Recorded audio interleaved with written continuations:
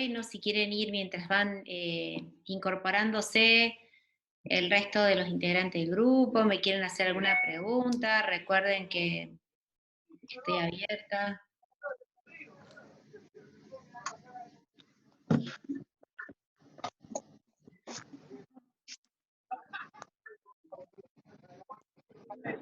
Profesora, buenas tardes. Sí, buenas tardes, Sergio.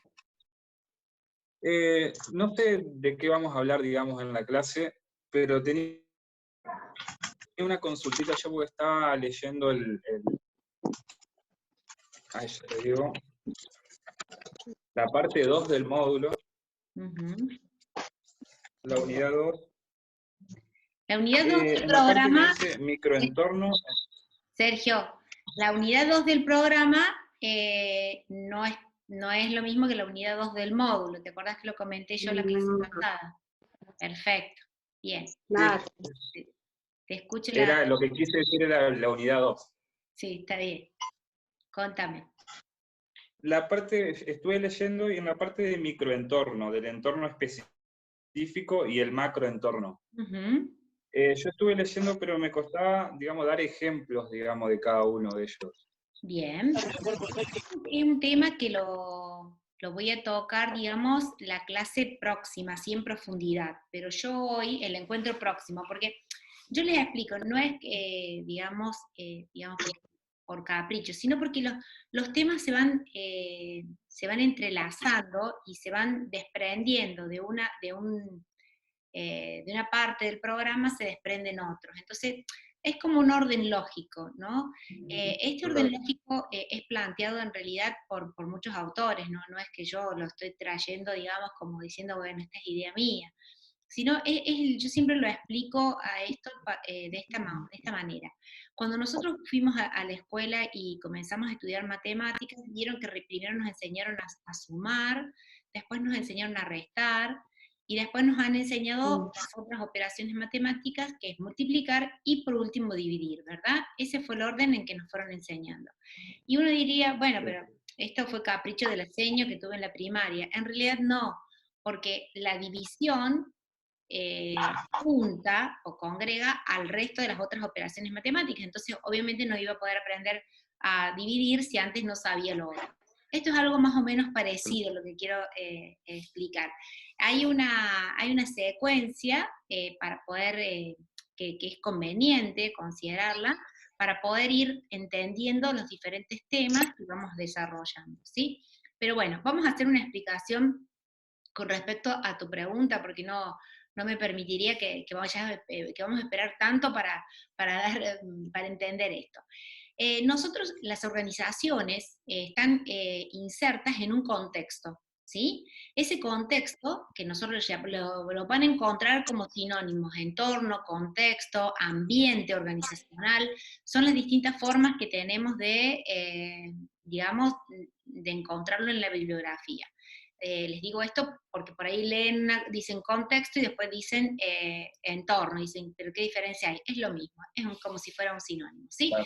Entonces, ¿qué sucede? Lo que hacen, y eso se hizo a través de las teorías de la administración, que es un poco lo que vamos a ver hoy, digamos, se ha estudiado y se ha identificado que nosotros no podemos estudiar las organizaciones de manera aislada, es decir, yo traigo acá la organización y esto que vamos a simular que es la organización, estudio esto solo. ¿Por qué?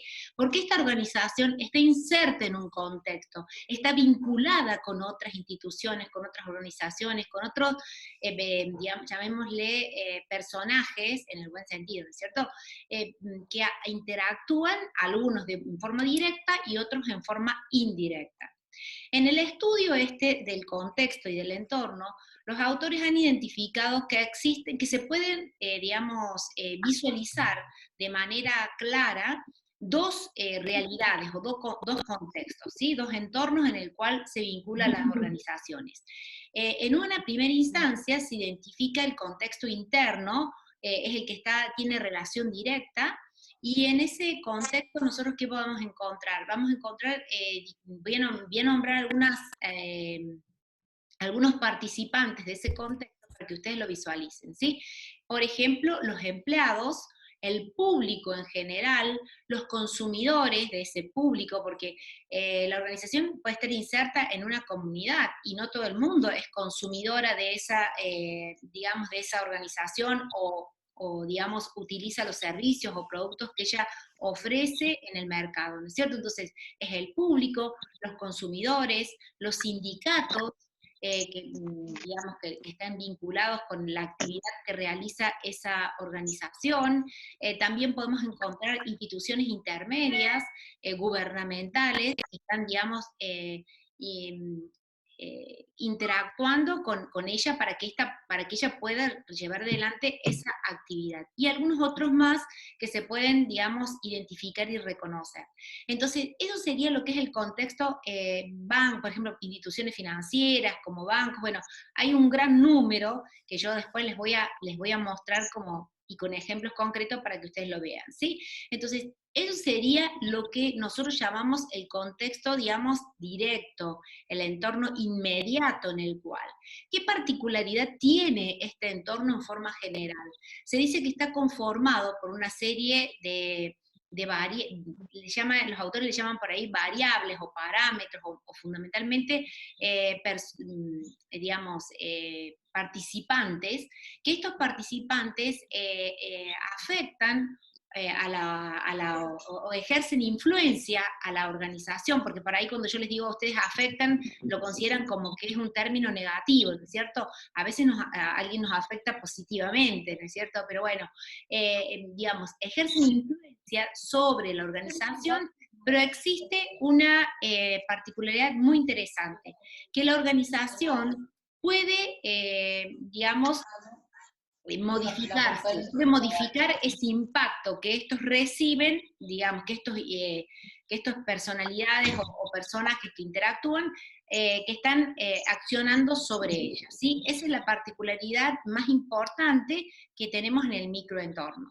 El macroentorno es obviamente más alejado, pero no por ser más alejado quiere decir que no nos afecte, ¿cierto? Que no impacte sobre la organización. Y el macroentorno está compuesto por 6 fuerzas o variables. Son 6, no inventen más porque son 6. ¿Sí? Yo siempre les digo a mis alumnos eso para que ustedes hagan alguna reglita mnemotécnica, ¿no es cierto? Vale, no, ¿Qué quiero decirles? Esas fuerzas que actúan son la economía, la tecnología, político-legal, sociocultural, demográfico y ambiental. Son parámetros que afectan. ¿Sí? Vamos a hacer un pequeño impasse. Voy a silenciar a todo el mundo, porque veo que hay gente que no se ha silenciado. Estas 6 fuerzas, que yo ya les doy ejemplos concretos para que ustedes vean cómo impactan sobre las organizaciones, tienen la particularidad que la organización no puede modificarlas, a diferencia de lo que pasa en el microentorno. ¿Se entiende esto? Entonces, ¿qué es lo que nosotros vemos? Vemos que, por ejemplo, si se dispone o se establece vamos a decir, vamos a poner como ejemplo una ley de contrato laboral, ¿sí? Como el que tenemos, que está todavía actuando, el de la indemnización doble. Ya no es más doble, no sé si están ustedes informados, seguramente que sí, porque es el sector de ustedes de formación, sino que esto se va a ir reduciendo paulatinamente hasta llegar a junio. Ahora estamos llegando que en estos próximos meses, en abril, ya va a empezar a correr simplemente el 50% más de la indemnización, ¿sí? Bien, esto es una medida legal que está establecida por el gobierno. Perfecto, entonces, ¿las organizaciones pueden modificar esta ley? No, no la pueden modificar, ¿verdad? ¿Pero afecta? Sí, afecta. Por ejemplo, otro ejemplo económico, el índice de inflación que tenemos en la economía argentina hoy, ¿la puede modificar la organización? No. Lo que puede hacer es atenuar el impacto con algunas estrategias que ya vamos a ver más adelante en las próximas unidades, algunas propuestas, puede atenuar o puede, digamos, disminuir su impacto, pero no puede modificar ese parámetro en las circunstancias en cómo se presenta, ¿sí? ¿Se comprende esto? Entonces, hay un gran número de variables, por ejemplo, la tecnología. ¿Mm? Hablemos de la tecnología, que es algo que a nosotros, a todos nos gusta y bueno, y nos ha facilitado en cierta medida nuestra forma de vivir. Perfecto. Ahora bien, si hay algunas personas, o como hemos visto en el caso ahora que se ha visto claramente en estos 2 últimos años, que hemos tenido nos hemos encontrado en un escenario de pandemia.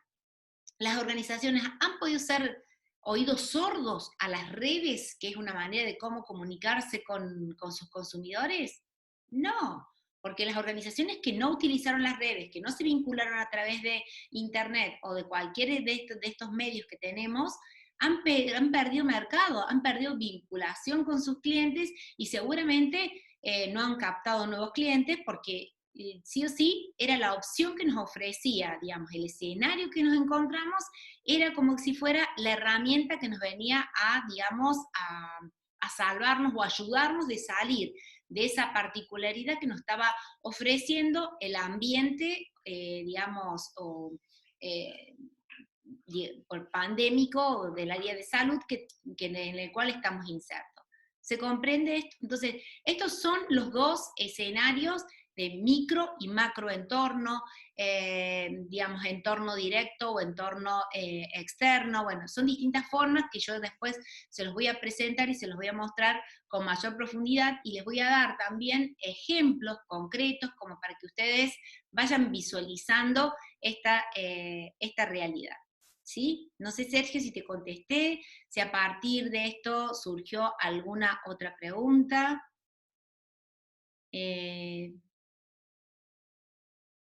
Sí, no, está bien en realidad, profesora. Yo lo que estaba viendo era lo de microentorno, porque por lo que leía, digamos, estaba constituido por aquellas variables sobre las que el sistema puede influir o actuar de algún modo. Que o sea, buscaba algún ejemplo de eso y no se me ocurría. Bueno, Ahora que usted me lo dice, como que... sí, otro ejemplo ahí en el caso del entorno directo serían los consumidores. Por ejemplo, los consumidores pueden actuar, por decir, bueno, que no les gusta o que no les atrae el producto o el servicio que estamos brindando. Entonces, lo que puede hacer la organización es, digamos, un estudio de mercado o adaptarse a ¿sí? A esas necesidades. O a partir de esa opinión, digamos, o eso que no le llenaba al cliente, mejorar su producto, digamos, para poder llegar.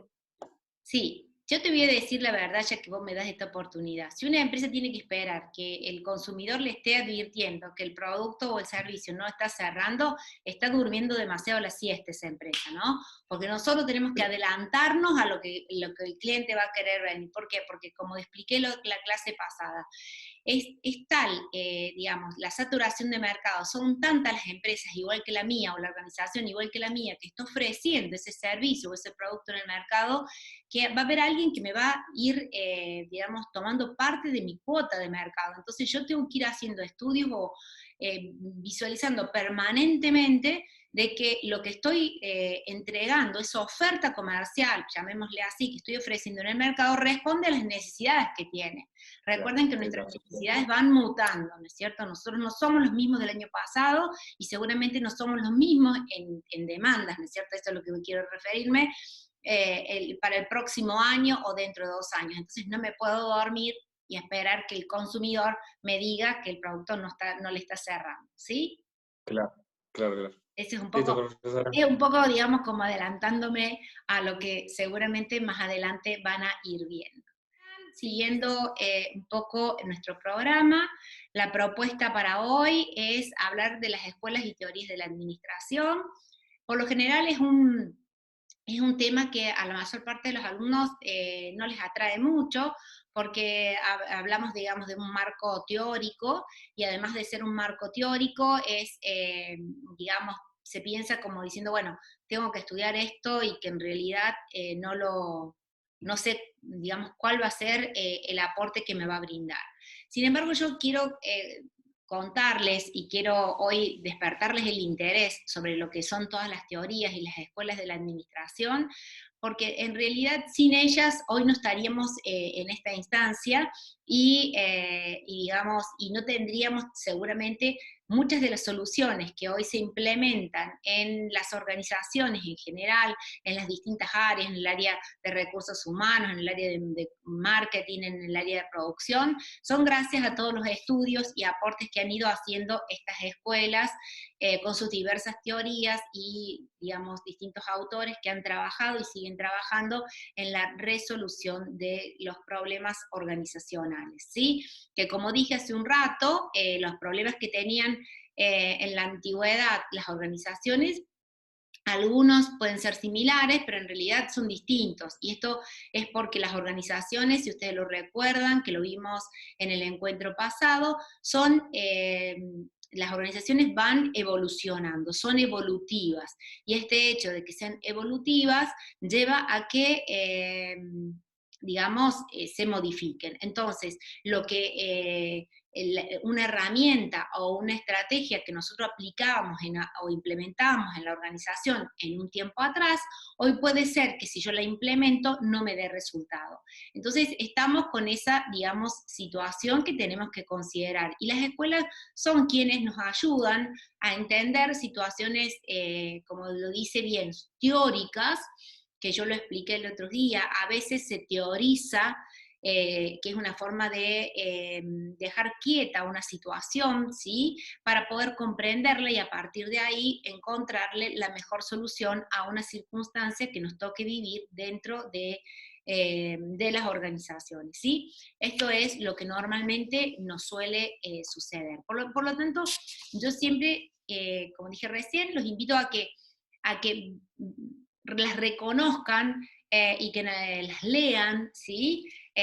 Uno no se puede acordar de todos los autores y de todos los aportes que han hecho las diferentes escuelas, pero sí, yo hoy les voy a contar algunas herramientas para que ustedes tengan y las puedan interpretar un poco mejor, y si algún día llegaran a necesitar la búsqueda de contenidos o información, tengan, digamos, algunos tips para encontrar cuáles son los aportes más indicados para la situación que ustedes necesitan resolver, ¿sí? Como siempre, me gusta comenzar con un concepto, ¿no es cierto? Si yo voy a hablar de teorías, básicamente para nosotros, si buscamos en el diccionario, nos dice que es un cuerpo coherente de supuestos presentados para explicar la relación entre dos o más hechos observables, ¿no es cierto? Eso es lo que es una teoría, es un análisis, digamos, si se quiere, extraído la problemática de la vida real, pero está teorizado, está colocado en una instancia, en un escenario, en un momento, tiempo y lugar, para poder entenderlo, ¿sí? Esto nos va a ayudar a guiar las decisiones administrativas. Ya les voy a contar algunos casos que van a ver que todavía al día de hoy se siguen utilizando. También les va a formar a ustedes el concepto que ustedes tienen sobre la administración, porque recuerden que no todos los profesionales en el área de ciencias económicas tenemos no damos la misma interpretación ni tenemos el mismo enfoque para resolver diferentes circunstancias. Entonces, esto también estaría determinando, digamos, cuál es mi mirada o cuál es digamos, mi tendencia en cuanto a la gestión de una organización, independientemente del sector donde me toque o decida yo actuar, ¿sí? También nos ayuda a interpretar el ámbito de los negocios, ¿no? Porque esto también es muy fluctuante y cambiante, y muchas veces hay variables del macroentorno, como dije recién, que es, por ejemplo, la cultural, que hace que cambie totalmente una realidad. Vamos a hacer un ejemplo para que se entienda mejor lo que estoy expresando. Ustedes, el otro día lo mencioné también al caso McDonald's, lo conocemos todos, alguna vez hemos comido algunos de sus propuestas que tiene la empresa o esta marca, y ¿qué encontramos? Si nosotros analizamos cómo está McDonald's en todo el mundo, vemos que no en todos lados ofrece la misma hamburguesa, ¿sí? Que es la Big Mac, por ejemplo, que es un clásico que tienen ellos, ¿no? Además de otra gran cantidad de productos. Entonces, ¿qué encontramos? Que ha tenido que adaptar esa Big Mac que nosotros conocemos a diferentes culturas. Y esto también nos está mostrando diferentes maneras de hacer negocios, ¿sí? Si uno lo ve a simple vista y desde lejos, es la misma Big Mac que yo como aquí, pero sin embargo hay algunos cambios y algunas diferencias sutiles, pero que están adaptadas a la cultura o a la sociedad en la cual quiere ofrecer ese producto que está comercializando, ¿sí? Y bueno, y algo muy importante es que las escuelas ofrecen lo que nosotros decimos una fuente de ideas, ¿no? Porque uno a partir de ahí le surgen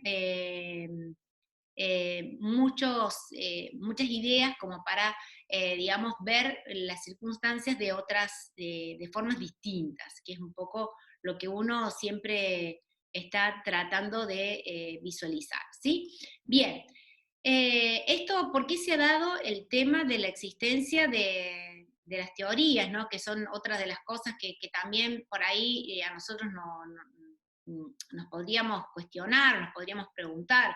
Y bueno, fundamentalmente es lo que yo les explicaba hace un rato. El hecho de que estemos evolucionando de manera constante hace que permanentemente tengamos que ir analizando y estudiando y reconociendo estrategias y herramientas nuevas para poder gestionar a las organizaciones, ¿sí? Esto pasa en forma constante.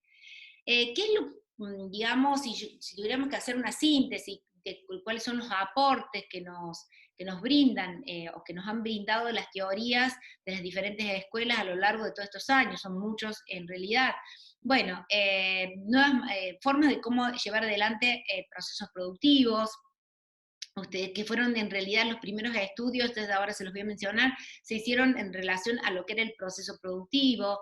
Entonces todo lo que digamos, estaba, digamos, el trabajo o el esfuerzo fundamentalmente estaba orientado a este aspecto, ¿sí? Usted, acá voy a hacer digamos, parece que fuera una contradicción, pero quiero explicar algo. Si bien a lo largo del tiempo las escuelas han ido encontrando nuevas herramientas, estrategias digamos, y maneras de realizar las actividades o de gestionar a las organizaciones, van a ver ustedes que hay un tema que siempre ha estado y seguirá estando presente digamos, en el ámbito organizacional y en todas las escuelas o teorías que nosotros visualizamos, ¿sí? Y es lograr que las organizaciones sean productivas.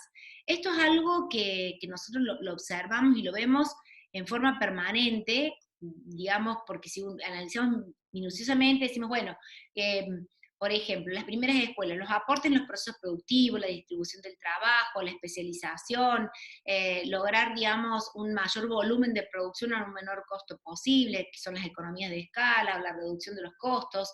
Esto se sigue aplicando en la actualidad, nada más que con algún otro complemento que ayuda, que en ese momento cuando se visualizaba solamente esto no se miraba digamos, a las personas y a los individuos, o sea, no se los consideraba, el concepto era el concepto de hombre-máquina, que nosotros leemos a través de los diferentes autores, que al final llegaba a un análisis muy, muy cerrado y sin importar o considerar el sentimiento o la experiencia del hombre en ese proceso laboral, ¿no es cierto? O en esa actividad laboral que desarrollaba. Entonces, en la actualidad se sigue trabajando en lo que es digamos, obtener la productividad, pero considerando el entorno, considerando a las personas, considerando, bueno, a una serie de variables que interactúan de manera constante dentro de las organizaciones, ¿sí? Entonces, esto es lo que nosotros vamos a encontrar, por eso hago la salvedad, que todas están preocupadas por hacerlas más productivas a las organizaciones,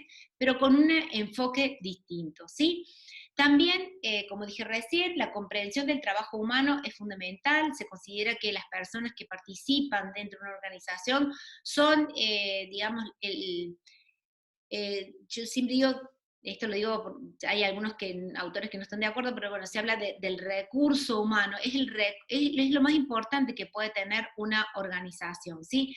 Podrá tener mucha tecnología, podrá tener, sabemos que en la actualidad, digamos, algunos digamos, tratado de reemplazar en gran medida el trabajo de las personas digamos, por la tecnología, pero hay partes fundamentales del proceso de gestión que sí o sí requiere de la presencia de ese individuo que le pone un matiz diferente a ese proceso de gestión que se está implementando, ¿sí? Entonces, bueno, esa es una problemática. Otra problemática también, o un aspecto de gran aporte, es el considerar el lugar saludable de trabajo, ¿no? Pero cuando digo saludable, no es simplemente que sea saludable desde el punto de vista edilicio, que eso obviamente que sí, de la infraestructura en la cual se realiza esta jornada laboral, sino también que sea saludable desde el punto de vista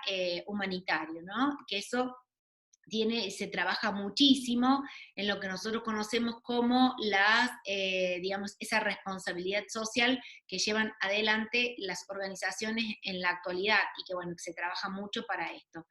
Los sistemas de calidad, que ya sabemos que son importantes, porque esto garantizan, por supuesto, una convivencia, un nivel de satisfacción del mercado consumidor mucho más, digamos, cubriendo sus expectativas de manera mejor, bueno, y la gestión de la tecnología y la gestión del conocimiento. Bueno, la historia nos muestra una diferenciación entre lo que es la gestión de la tecnología y la gestión del conocimiento, y esto se relata a través de los aportes que se han hecho con los estudios de la incorporación de Japón en el mercado norteamericano, ¿no es cierto? Donde, si bien, digamos, se encontró que las herramientas que habían brindado las escuelas de la administración hasta su momento en Estados Unidos era, digamos, saber gestionar de manera altamente productiva la tecnología. Japón demostró que no alcanzaba con eso, sino que también, digamos, había que elevarse un peldaño más y había que gestionar el conocimiento, ¿sí? Digamos, si bien la tecnología es algo transversal, el conocimiento le incorpora algo, digamos, de una realidad humana diferente a lo que, digamos, se conocía hasta ese momento, ¿sí? Estas son algunas de las, digamos, últimos aportes que nosotros visualizamos a través de las diferentes teorías que nos han brindado y nos siguen brindando las escuelas. Están en permanente estudio y seguramente van a ir encontrando en cualquier momento aportes de diferentes autores. Primero son enunciados, luego encontramos que son principios que se implementan, y luego ese conjunto de principios y de leyes pasan a convertirse en una teoría que nos deja, digamos, un aporte de gestión administrativo de relevancia, ¿sí? Las escuelas, hay, digamos, una gran cantidad, ¿sí? Yo acá les estoy mostrando a ustedes lo que sería, digamos, el grupo más conocido, y es más, en algunos casos, algunas de estas escuelas se han subdividido, les cuento, ¿sí? Como es el caso, por ejemplo, de la escuela clásica con la escuela estructuralista, ¿no? Que ya les voy a explicar un poquito más para que ustedes lo reconozcan. Pero bien, las escuelas, digamos, más conocidas o que más, digamos, nosotros aplicamos aportes hasta en la actualidad en las organizaciones, son estas que les estoy presentando, ¿sí? La escuela clásica, la de las relaciones humanas, hay otra escuela que es de recursos humanos, porque la de relaciones humanas se desprende esta otra con algunos aportes nuevos, la estructuralista, que es un desprendimiento de una parte de la escuela clásica, la escuela de contingencia, que es mucho más actual, ¿sí? Que habla de todo lo que nosotros llamamos la conductual, que también tiene una relación con el área de recursos humanos. La burocrática y la neoclásica son desprendimientos de la clásica. La escuela empírica, que Básicamente es una, digamos, trabaja desprendiéndose de la escuela clásica y de las relaciones humanas, se crea una escuela nueva. Son los mismos seguidores de quienes son sus representantes en un determinado momento de estas escuelas que yo les voy mencionando, se van, digamos, van encontrando nuevos enfoques, nuevos orientaciones para gestionar a las organizaciones y es así que van surgiendo, ¿sí? Seguramente a lo mejor se podría plantear algunas otras que yo no les estoy mencionando en este momento.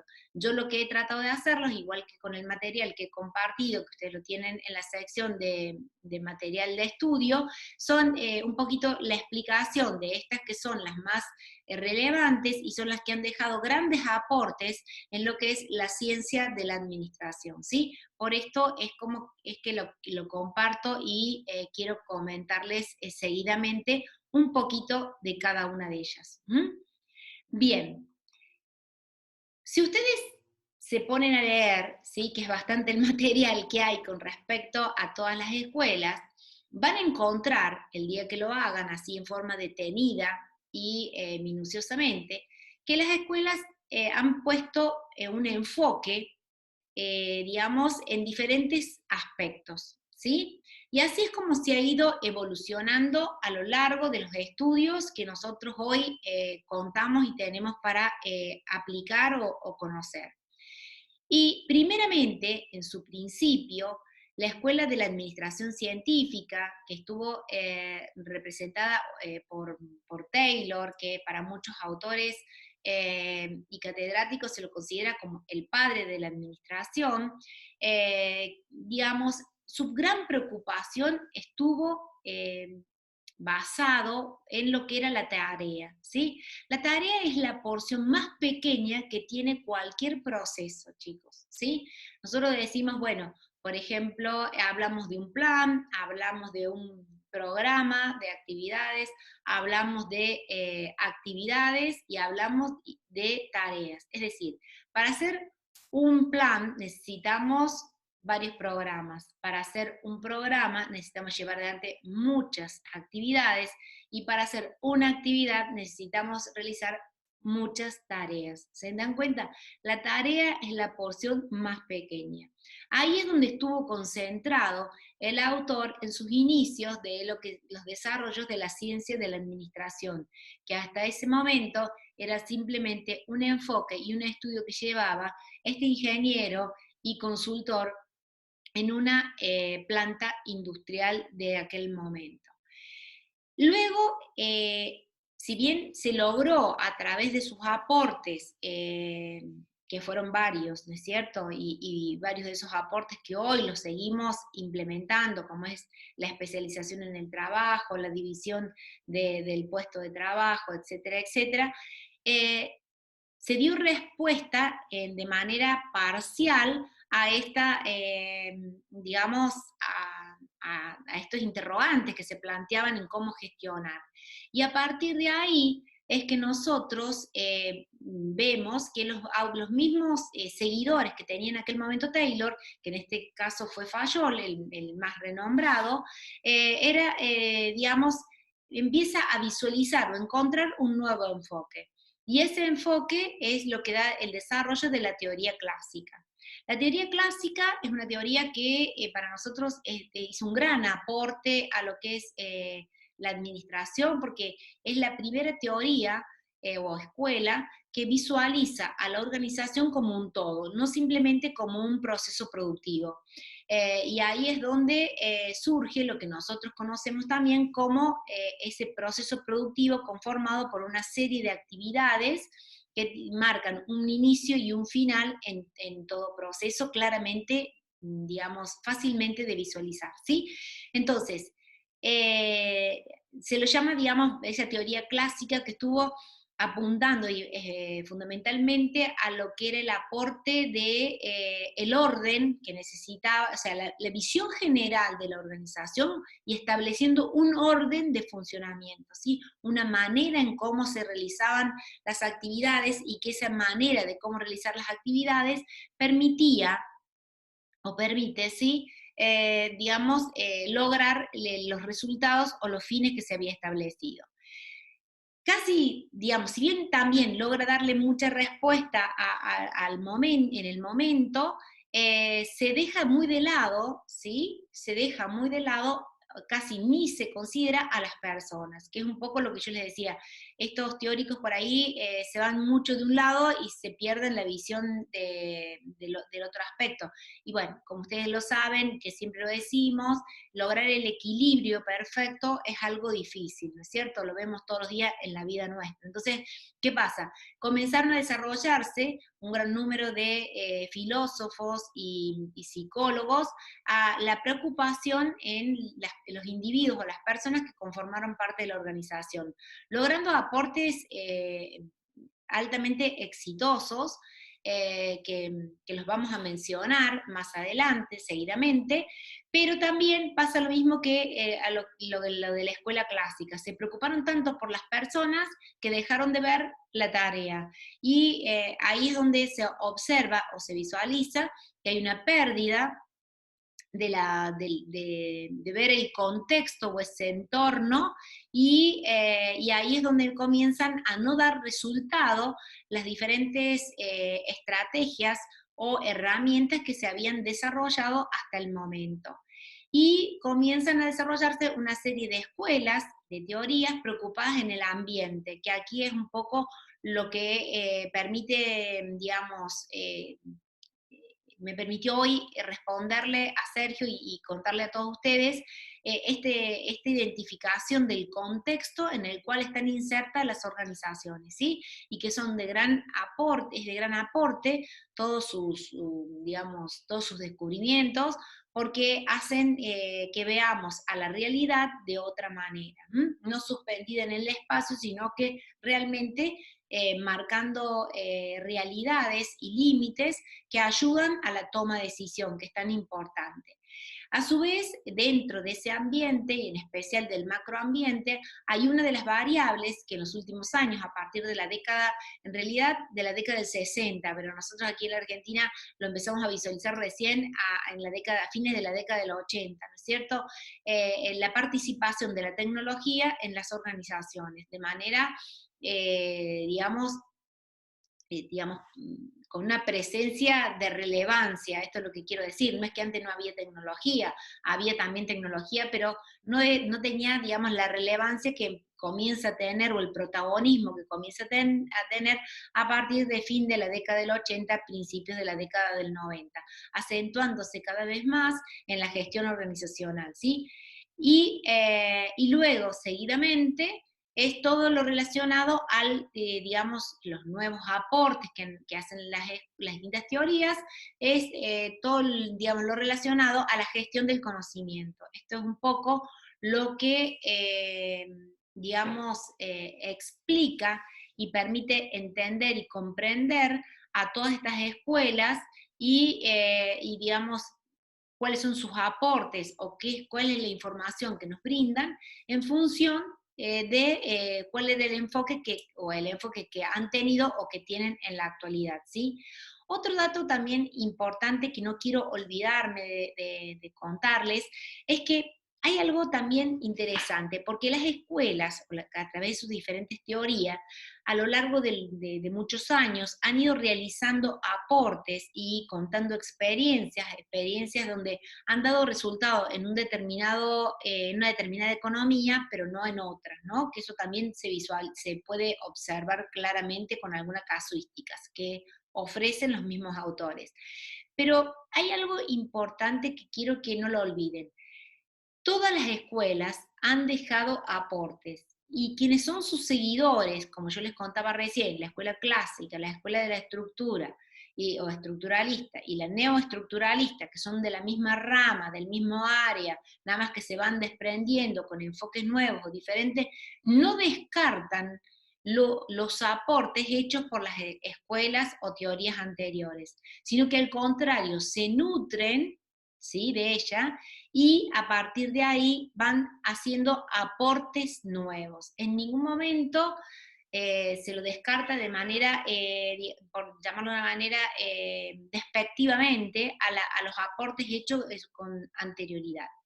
Y otra de las cosas que también quiero comentarles es que cada una de estas teorías o escuelas se han ido desarrollando en muchos casos de manera simultánea, ¿sí? No es que terminó un aporte y recién comienza la otra, sino que se han dado de manera simultánea. ¿Sí? Si nosotros hiciéramos una línea del tiempo de los desarrollos o aportes que han realizado las diferentes escuelas con sus teorías, observamos que muchas de ellas se solapan en el tiempo cronológico. Esto que quiero comentarles porque por ahí muchos creen que, bueno, primero se preocuparon por las tareas, después se preocuparon por la estructura, no, no, no.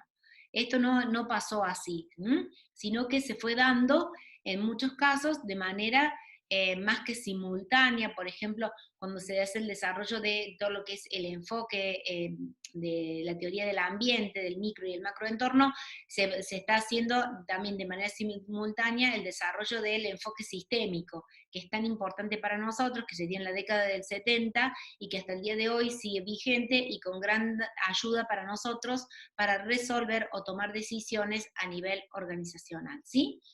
Bien, hecha esta aclaración,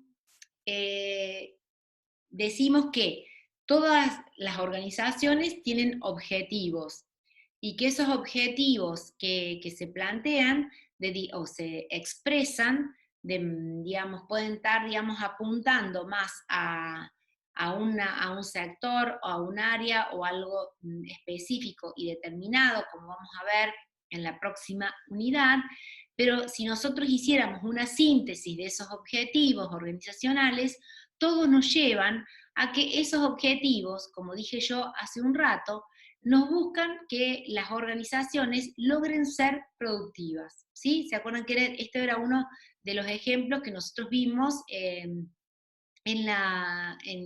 el encuentro pasado, ¿sí? Que decíamos, bueno, las organizaciones buscan ser productivas. Y bien, y habíamos dicho también, yo les había comentado a ustedes, que esa productividad es la relación, ¿sí?, entre lo que son los resultados que se quieren alcanzar y los recursos que se disponen para poder obtener esos resultados, ¿sí? Entonces nosotros decimos, para, digamos, hacer un poquito más de aporte a esta relación, que los resultados normalmente dentro de las organizaciones y fundamentalmente en organizaciones empresas o en que hay otras que no son, que son fundaciones y que son organizaciones también se les llaman de producto y o servicios que se prestan, y por otro lado tenemos lo que son los recursos, que son los insumos que se utilizan, el tiempo, que es un recurso bastante tirano que tenemos, la infraestructura o capacidad instalada, maquinarias y demás herramientas que se dispongan para poder llevar adelante esa actividad, y el elemento humano, las personas que participan o que disponemos, las personas con todo su aporte, ¿no es cierto? Porque las personas tenemos habilidades y hay muchas habilidades que son, digamos, innatas y que a su vez son potenciadas a través de la capacitación y el conocimiento que vamos adquiriendo con el hacer diario y cotidiano, y por supuesto, como no podía faltar tampoco dentro de los recursos, los económicos, ¿no es cierto? Que sí o sí, siempre, por mínimo que sea, necesitamos de esos recursos. Y hay algo también que decimos, son recursos, digamos, que son bastante tiranos, ¿no? Por decir escasos.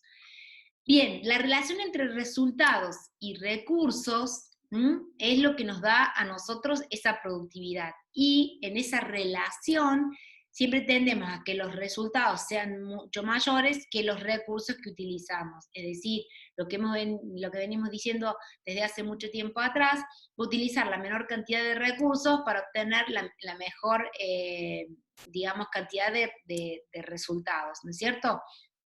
O la mejor calidad de resultado. A veces no es cantidad, sino es calidad, depende cómo lo hayamos definido desde la organización. Y a esos resultados nosotros los llamamos la eficacia, y a los recursos es la eficiencia. Acuérdense de lo que yo les decía el otro día, decía que, bueno, la eficacia es hacer las cosas correctas, y la eficiencia es hacer las cosas correctamente. Uno está refiriéndose a los resultados que quiero alcanzar y el otro está refiriéndose al uso de los recursos que dispongo para poder alcanzar esos resultados, ¿sí? Todas las teorías, independientemente del enfoque que se les esté dando, están siempre trabajando en este concepto de productividad. Ustedes la productividad la pueden aplicar a cualquier orden de la vida de ustedes, ¿sí? Por supuesto que es un término que usamos mucho en las organizaciones, el ser productivos, y bueno, pero ¿qué es lo que es ser productivo? Bueno, ahí también tendríamos que estar profundizando en la definición del objetivo. Por eso es tan importante que el objetivo se defina de manera clara y precisa, ¿no? No puede ser, no puede contar con ambigüedad en la definición del objetivo, porque podemos correr el riesgo de que malogremos todos los esfuerzos y los recursos que disponemos en, digamos, en alcanzar un resultado que no es el deseado. Y entonces ahí no vamos a ser eficaces. Si uno no es eficaz, pero digamos, tampoco va a tener eficiencia. Y esto es lo que nosotros traducimos que ahí no sos productivo. No puedes lograr la eficiencia sin ser eficaz, y no puedes ser eficaz sin ser eficiente, ¿sí? Están íntimamente relacionados, los dos términos están, como digo, súper vinculados, pero no expresan lo mismo. Acuérdense esto y no lo olviden, porque, digamos, un profesional de ciencia económica no puede confundir o expresarlos como sinónimos. Bien, recién les contaba que las distintas escuelas o aportes que nosotros tenemos van haciendo, digamos, han ido teniendo distintos enfoques, ¿no es cierto?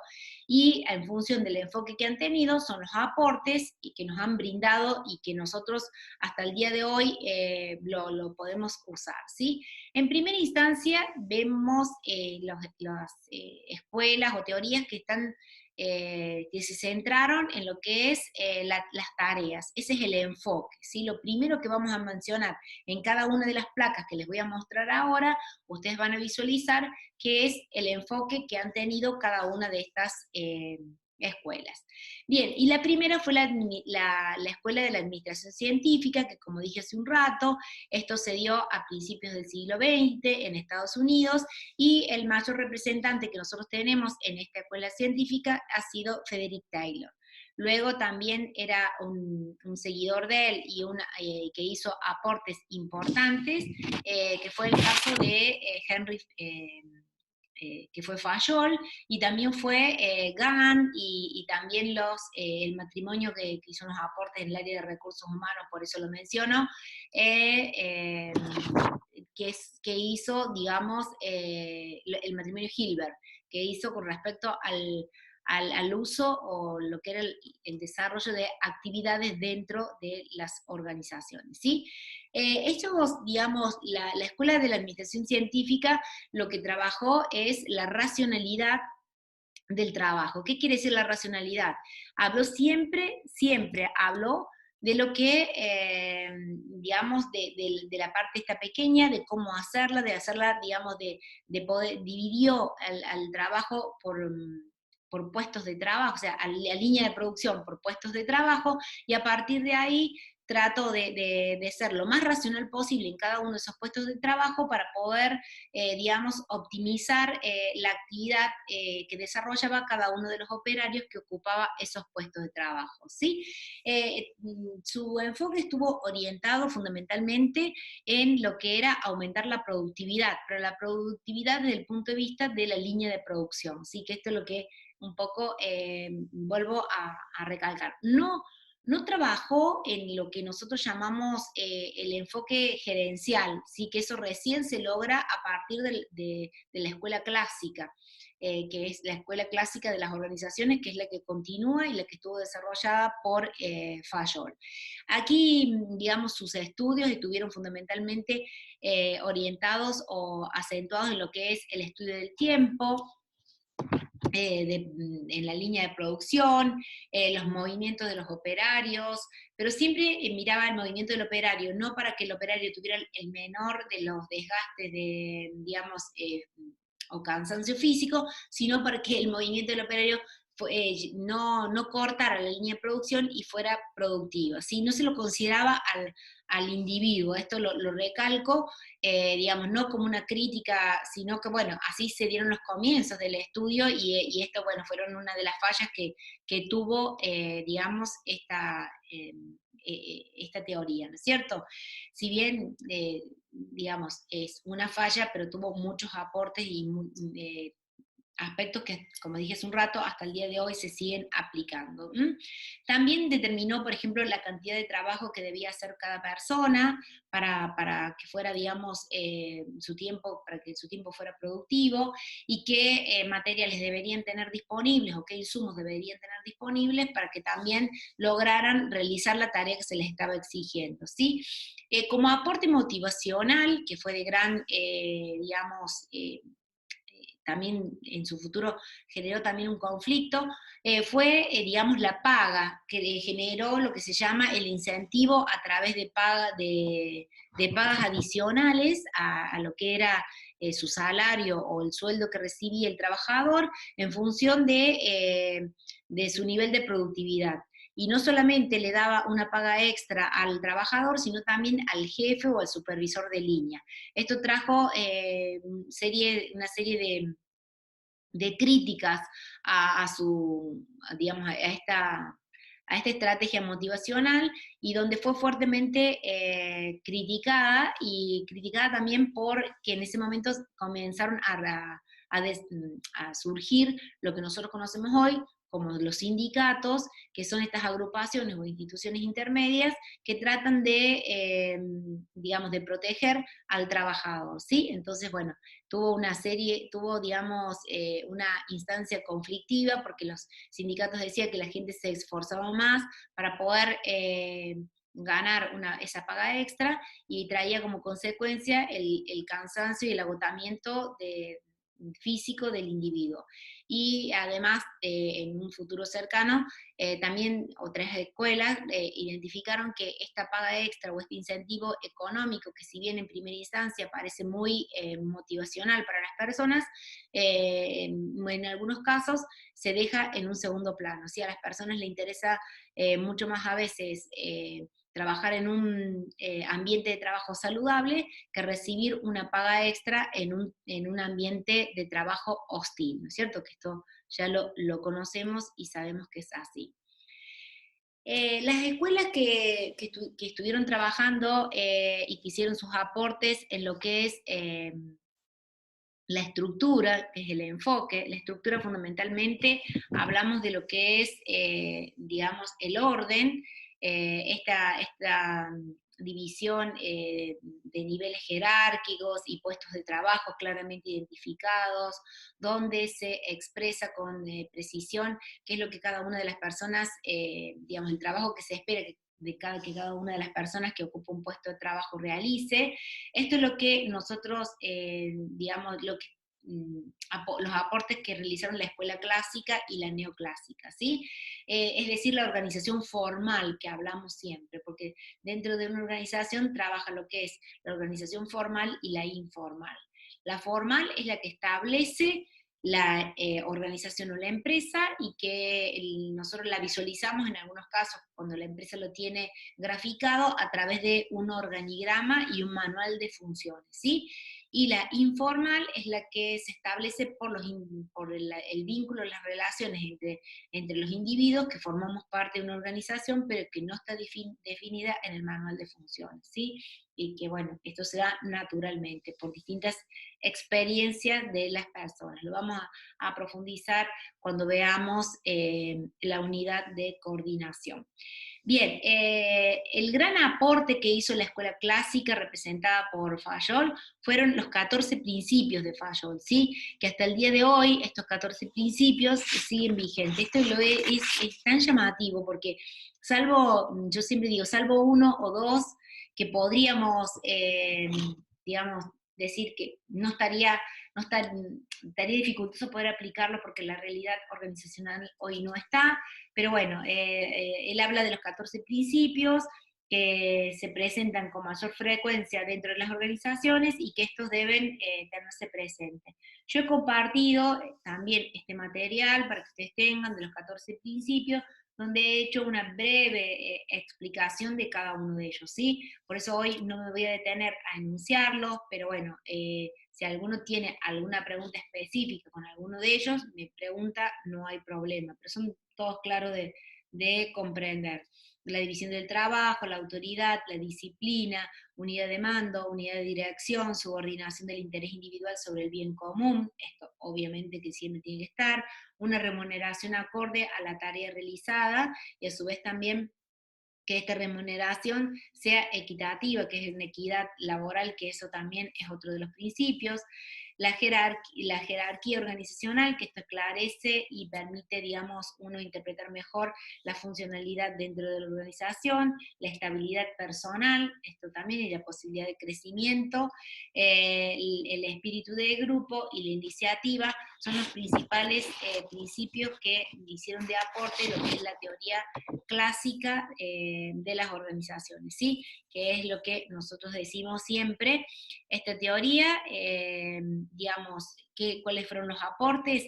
Bueno, la metodología de un trabajo científico, no ser improvisado, sino que ser, digamos, yo siempre digo, no ser reactivos, sino proactivos, una división equitativa del trabajo, no que hay, digamos, puestos de trabajo que son excesivamente mucho más cargados de tareas que otros a igual paga o a igual remuneración.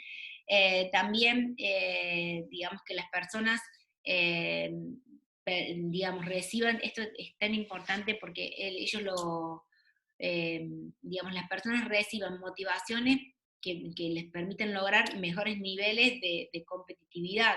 Y esto es un poco también en lo que trabaja esta escuela clásica, brindando a los trabajos. El orden es fundamental, ¿sí? Si nosotros no tenemos un orden, digamos, en la manera de trabajar en cualquier ámbito de nuestra vida, difícilmente podamos encontrar o alcanzar el resultado digamos, que esperamos. Con respecto a la escuela neoclásica, que también se les menciono aquí, y quería un poco mencionarle algunos aportes que también nos muestran, y es la máxima utilidad de todos los recursos que se disponen a través del desarrollo de las acciones. Es decir, lo que trata la teoría neoclásica es de optimización de los recursos, y esto es, digamos, fundamental, ¿sí?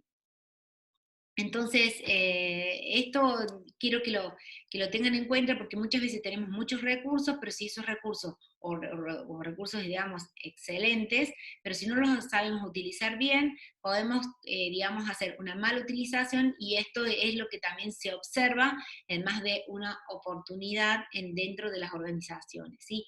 Para aquellos que me preguntan si los 14 principios están en el material, sí, están en la sección material de estudio, ahí van a encontrar los 14 principios de Fayol, y ustedes también, si me quieren, digamos, alguno que no se comprenda, lo explicamos en cualquier momento, no hay problema, ¿sí? Bien, esto con respecto a estas dos, escuela clásica y la neoclásica.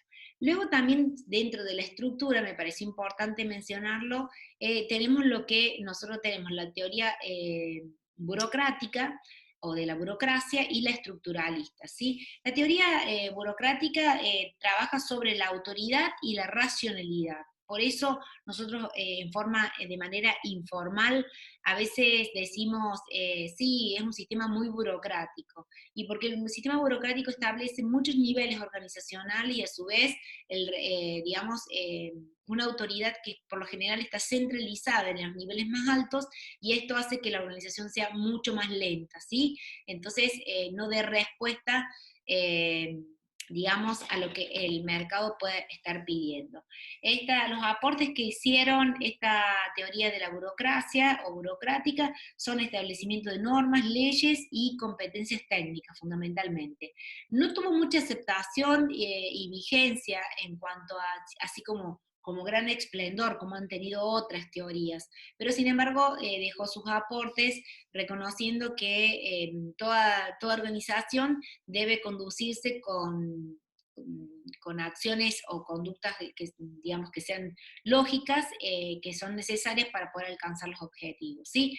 Pero en realidad, algunos de autores dicen que no aportó mucho más de lo que ya se sabía, nada más que se dejó, como quien dice, plasmado y claramente expresado esta realidad que nosotros lo vemos a través del manual de funciones, que también es una herramienta que si bien es muy útil, muy pocas empresas lo tienen desarrollado, ¿sí? Bueno, ahí seguramente va a ser una gran accionar de ustedes el día de mañana como especialistas en el área de recursos humanos. Bien, y escuela o teoría estructuralista lo que hace, digamos, su trabajo básicamente fue buscar una interrelación de la organización con su ambiente externo, con la sociedad, empieza a vincularla un poquito con ese entorno que comienza a surgir este estudio o análisis que hablábamos hace un rato, fundamentalmente caracterizada por la interdependencia entre lo que serían los hombres y la organización en sí, ¿sí?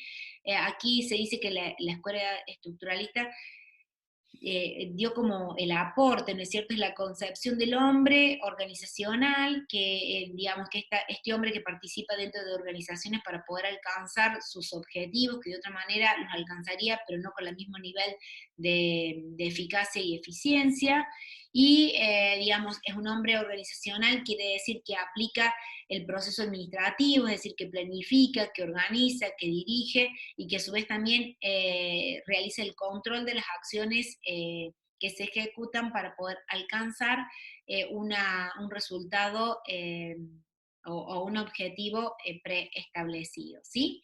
Entonces, estos son, digamos, los aportes que hacen estas dos escuelas dentro de lo que son el estructuralismo, ¿sí? Luego vienen las escuelas que colocan su enfoque en los individuos o las personas, y bueno, la más representativa que tenemos es la de relaciones humanas.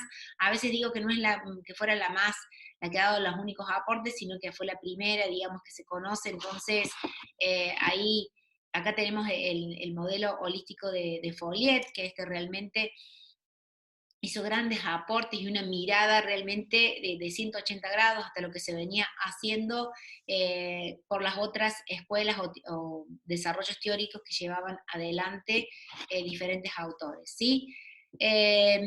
Esta escuela de las relaciones humanas sostiene que los seres humanos crecen gracias a sus relaciones con otras personas, y que son otras personas que también forman parte de la organización, es decir, de la organización a la cual forma parte o de otras organizaciones que están vinculadas, y que si, digamos, se logran el equilibrio entre los objetivos o metas individuales con los organizacionales, seguramente se va a poder obtener los resultados deseados, ¿sí? Esto es importante que nosotros lo consideremos y lo tengamos en cuenta, porque, digamos, aquí se comienza a trabajar mucho en lo que es la organización informal, que hasta el momento solamente se hablaba de lo que era formal. No es que la Escuela de Relaciones Humanas no considera, digamos, la formalidad, sino que dice, esperen, además de la estructura o de la organización formal, existe la organización informal, esa que se da porque vivo en el mismo barrio, o porque realizo las mismas actividades, o porque soy amigo del amigo del amigo de este compañero de trabajo. Entonces, esos son importantes, digamos, reconocerlas e identificarlas. La organización no va a poder modificarlo, no va a poder, digamos, decir, no, no seas conocido o amigo o vecino de tal o cual compañero de trabajo, pero sí tiene que saber identificar que eso existe, y va a depender del tipo de vínculos o relaciones informales que se presenten, digamos, el ambiente laboral que nosotros encontramos o visualizamos dentro de las organizaciones. Y a partir de ahí trabaja con esto que nosotros decimos, bueno, que son tan importantes, las estrategias de motivación, el enfoque de liderazgo que se implementa, los estilos de comunicación y tipos de comunicaciones, la dinámica de grupo, la realidad del equipo de trabajo. Bueno, son todas herramientas que nosotros, viste, o términos que después se aplican y se implementan con un gran número de herramientas estratégicas que nos dan estas diferentes escuelas y teorías relacionadas con las personas que al día de hoy se aplican y algunas con algunas modificaciones desde su origen, pero que nos permiten obtener muy buenos resultados, ¿sí? En la participación y el accionar del equipo de trabajo y fundamental, o del grupo, y fundamentalmente, digamos, en ese resultado organizacional que tiene que estar en concordancia o en equilibrio con el objetivo individual que tengamos las personas, ¿sí?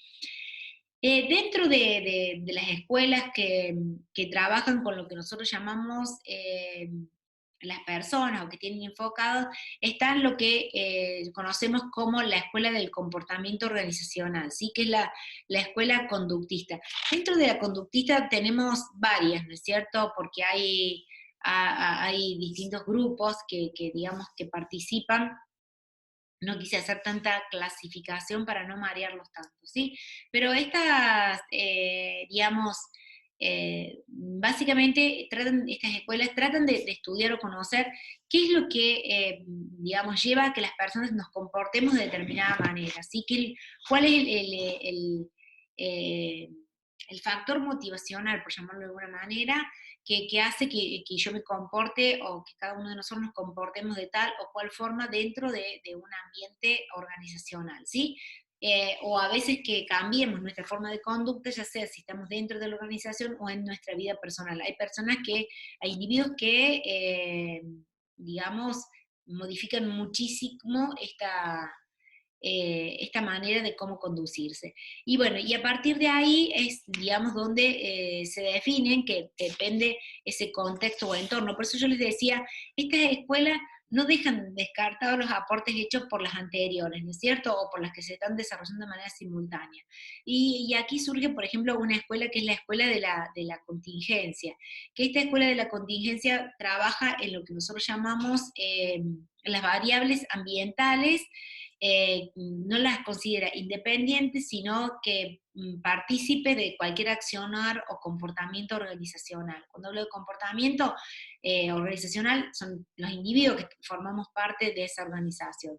Y que a partir de ahí, de esta realidad, digamos, se visualiza que no en todos los momentos y circunstancias se pueden implementar los mismos estilos de gestión organizacional, y a partir de ahí también se visualiza y se desarrolla lo que nosotros conocemos la teoría de la toma de decisiones, los diferentes tipos de decisiones, las programadas y las no programadas, decisiones en condiciones de certeza, en condición de riesgo, o condiciones, digamos, de que no se conoce, eh, digamos, ninguna probabilidad de un resultado, ¿cierto? Entonces, bueno, son las situaciones un poquito más complejas, por suerte, que se den, digamos, más esporádicamente.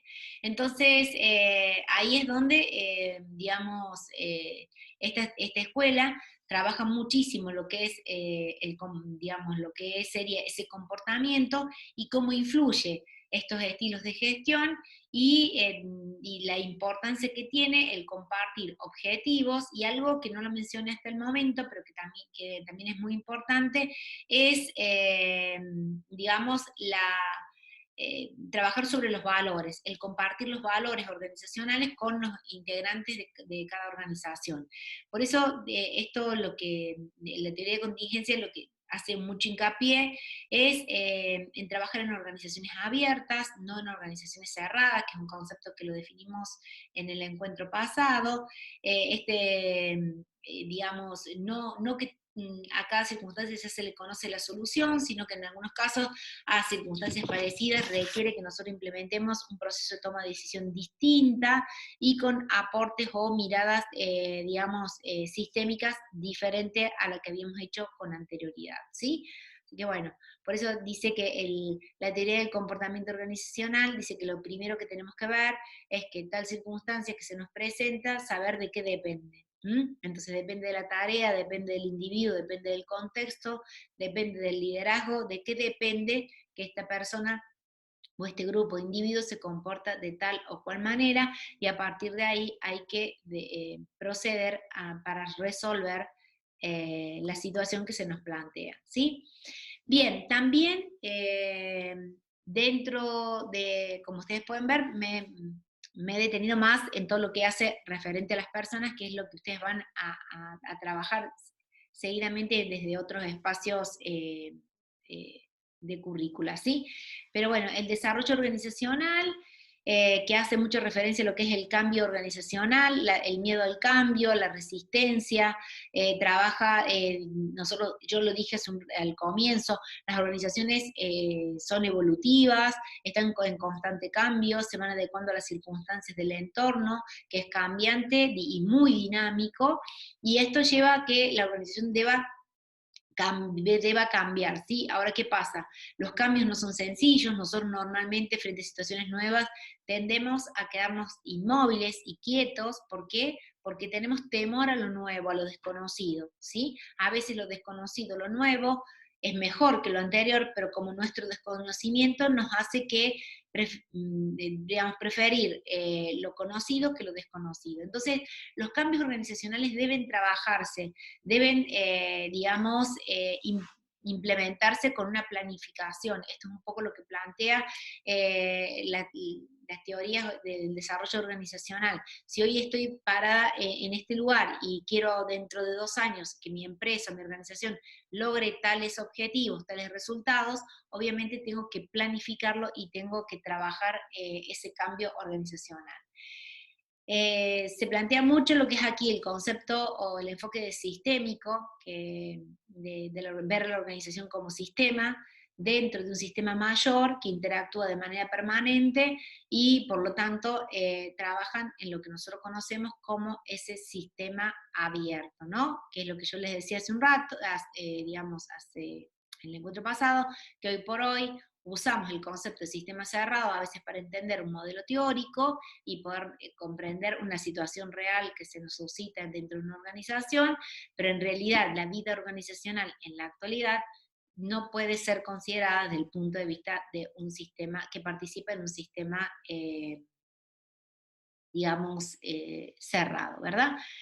Bien, las otras teorías que también trabajan en el ambiente del contexto, con sus nuevas reapariciones, porque es como que, digamos, hacen desarrollos y luego vuelven a hacer nuevos aportes, ¿no es cierto? Las teorías estructuralistas y neoestructuralistas, si bien ya las mencionamos hace un rato, estuvimos hablando de los aportes que ellas realizan, me pareció interesante no perder de vista esto, que ellas trabajan muchísimo en este desarrollo del ambiente, contexto, ¿sí? O entorno, que son 3 maneras de poder que lo desarrollan sus autores, y lo miran desde de la mirada desde hacia adentro de la organización, como también desde adentro hacia afuera, ¿sí? Esto para lograr un enfoque integral y no caer en lo que nosotros llamamos la miopía de la gestión, verlo solamente desde adentro, sino tener la capacidad de ver desde afuera hacia adentro de la organización. Esto es muy importante en cuanto a los aportes que nos han desarrollado y brindado.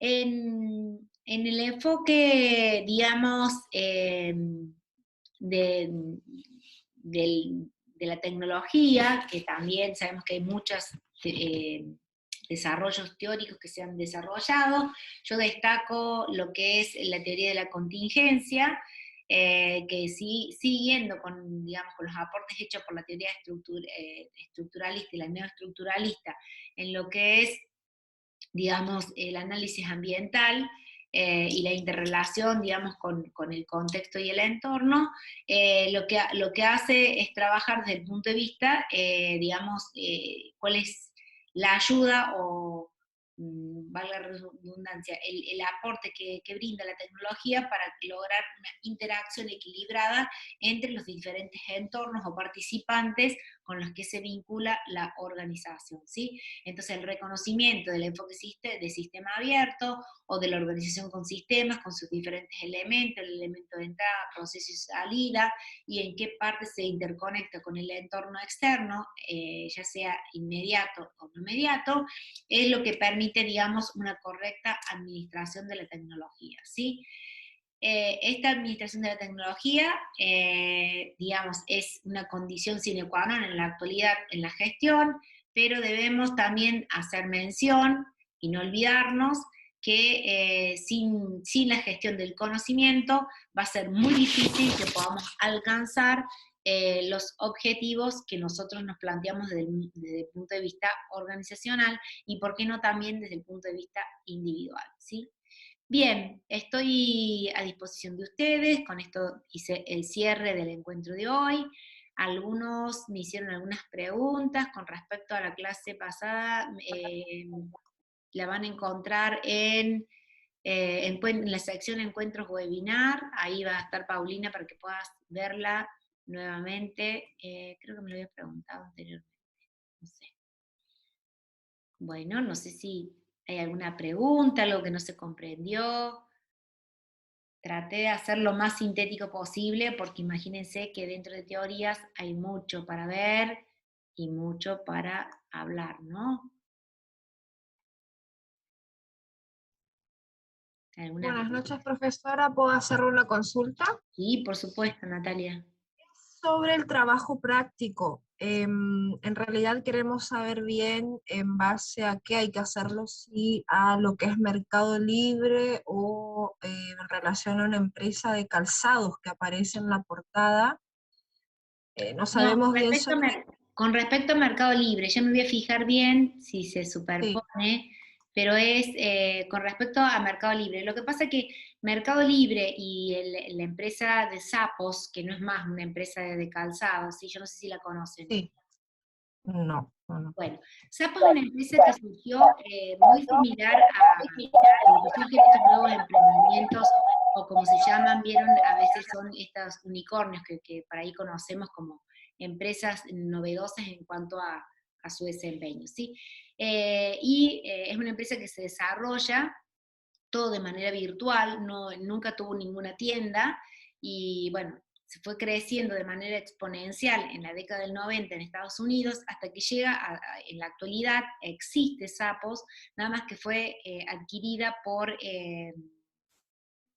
no me sale el nombre ahora, la empresa más grande que hay de venta online, se me fue el nombre. eBay. Amazon. Amazon, gracias. Amazon, ustedes saben que va captando y la compraron ellos, ¿sí? Obviamente no la compró solamente digamos, el desarrollo, sino por la cantidad de clientes que tenía. Entonces a Amazon le interesa por esto, y así fue como la hicieron crecer mucho más, ¿no?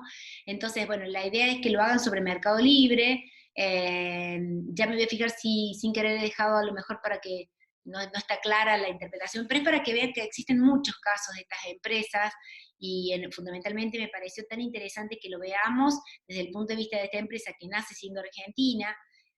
No me atrevo a decir que es una empresa que sea 100% argentina, lo que sí es una empresa que hoy está participando en otros países, en otras economías. Entonces, bueno, vemos que está creciendo, y ¿por qué no? La propuesta es aplicar estos conceptos, digamos, de administración sobre lo que nosotros se la conoce en el mercado, digamos, normal como la Meli, ¿no es cierto?, que es la empresa Mercado Libre.